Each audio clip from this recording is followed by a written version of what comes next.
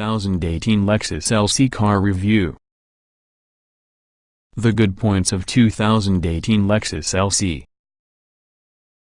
Engaging driving dynamics, actual steering feel, booming V8, stunning shape. The bad points of 2018 Lexus LC. The hybrid is way less compelling compared to V8, less sporty being a Porsche 911, small trunk and back seat. Toyota President Akio Toyoda wasn't there, but however agree with that assessment, as he's on record on the grounds that the long-term success for your Toyota and Lexus brands requires going beyond smooth, quiet, and comfy atop transportation. The company like a whole needs aspirational vehicles that inspire passion and cast a shadow of excellence in the two brands.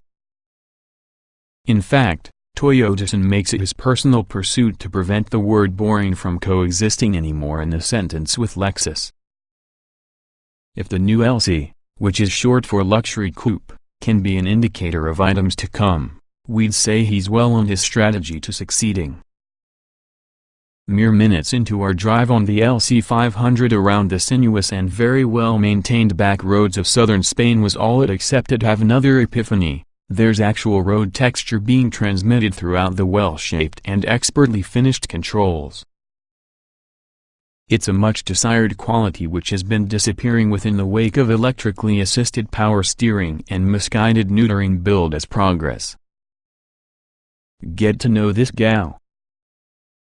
The mission for Build Exciting Cars could bode well with the brand's capability to court enthusiasts in the years ahead, and it likewise portends good things for your new LS sedan, that could ride over a larger version in the LC's all-new front engine, rear-wheel drive architecture, dubbed GAL for Global Architecture Luxury. And the company promises a heightened focus on dynamics throughout the lineup in the years ahead. Although that doesn't necessarily indicate Lexus is planning to be the most athletic Atlanta divorce attorneys segment. LC chief engineer Koji Sato is often a former chassis engineer, so maybe the high priority he places on steering isn't that surprising. And he was utterly flabbergasted after we mentioned that other automakers, like BMW, have told us that steering feedback may be deliberately diminished because that's what some customers want. Sato refers back to the LC to be a back-to-basics car. Much effort was expended to nail the basics, and hubby and his team have mostly succeeded. The front suspension is really a double ball joint both upper and minimize multi-link design nearly the same as Audi's latest, that has a FIV-link setup on the rear. The opposite piston brake calipers on both axles do a great job of hauling the LC down from high speeds.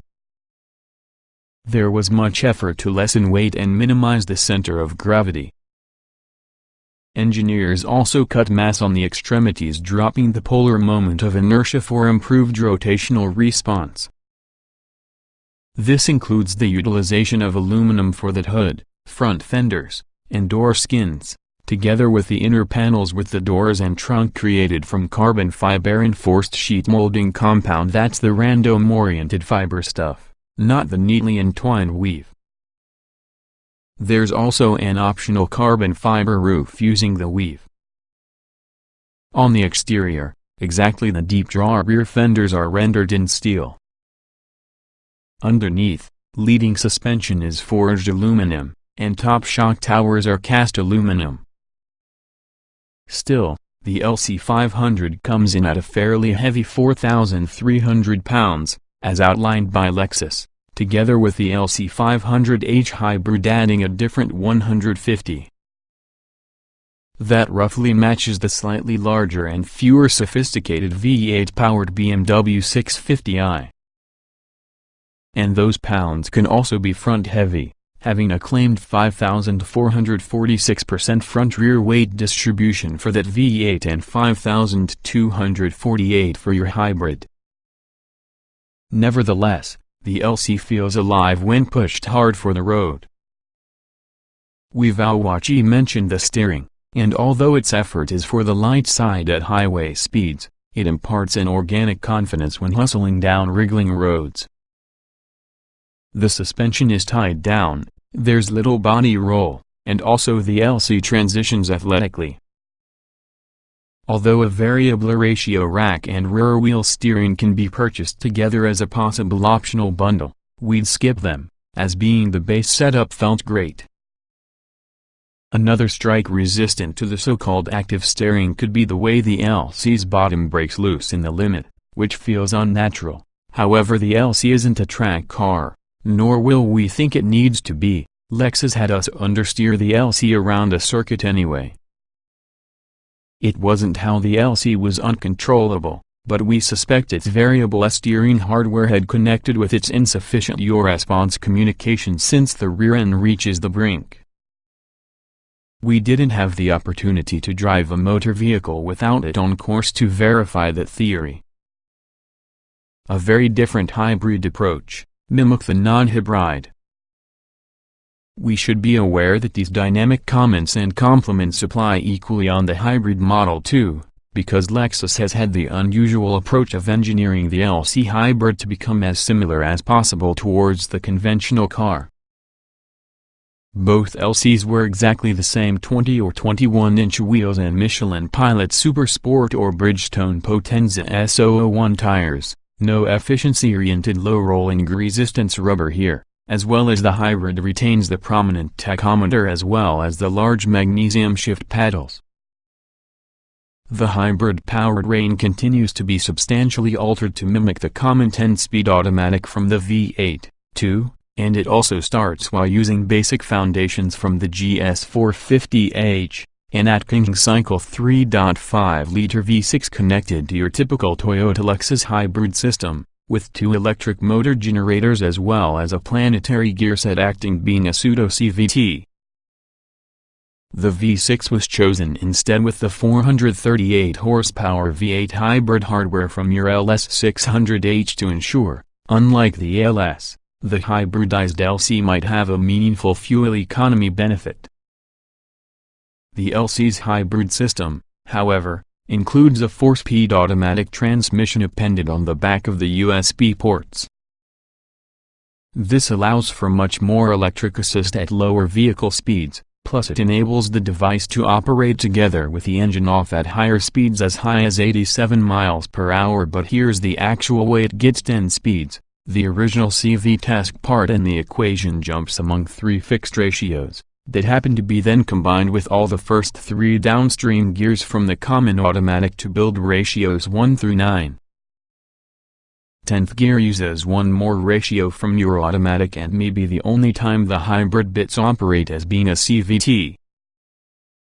Combined power output is 354 horsepower, an expansion of 16 compared to using the GS450H, although 9 horsepower of this comes from revisions towards the V6.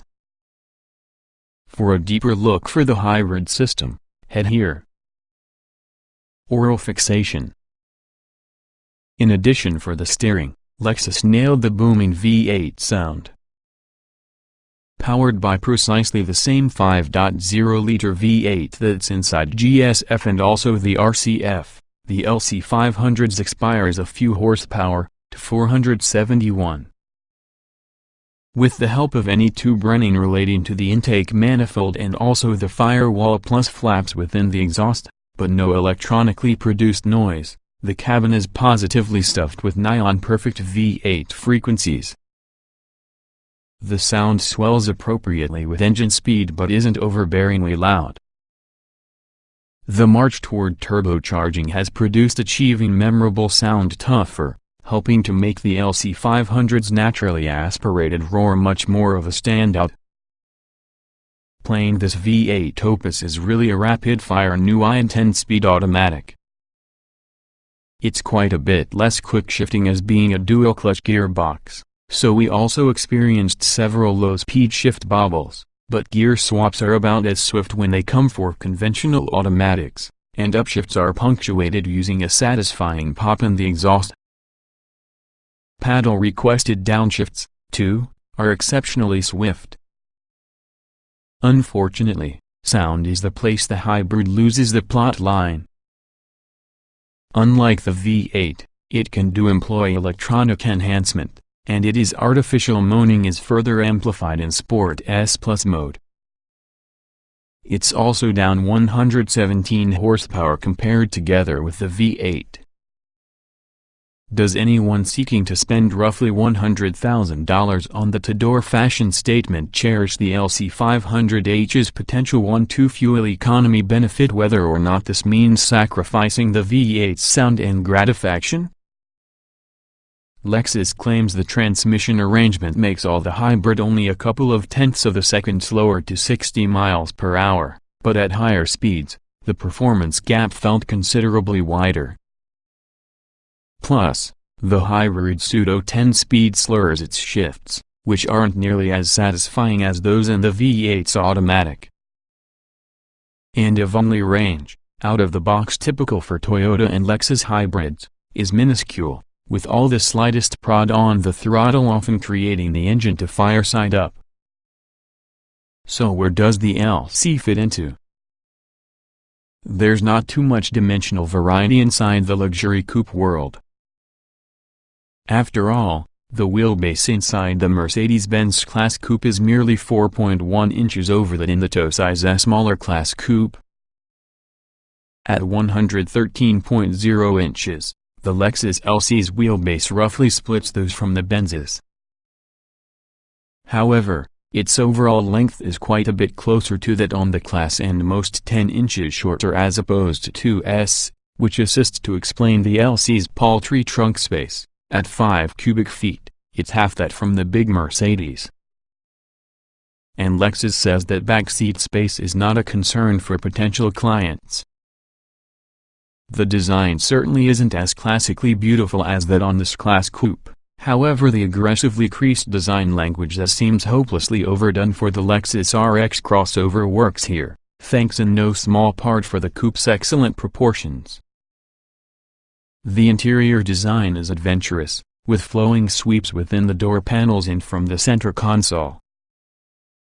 The base seats are heavily bolstered, and also the optional micro-suede trimmed upgrade versions are a lot more so.